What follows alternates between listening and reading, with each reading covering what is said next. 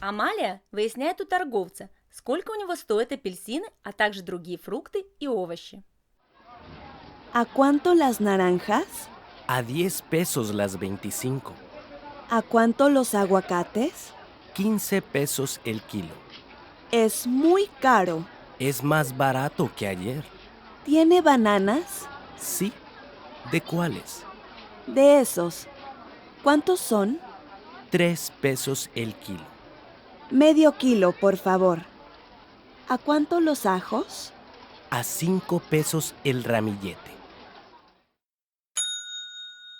А теперь слушайте и повторяйте. ¿A cuánto las naranjas? A 10 pesos las 25. ¿A cuánto los aguacates? 15 pesos el kilo. Es muy caro. Es más barato que ayer. ¿Tiene bananas? Sí. ¿De cuáles? De esos. ¿Cuántos son? 3 pesos el kilo.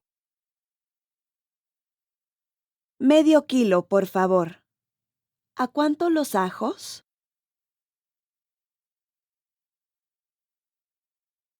A 5 pesos el ramillete.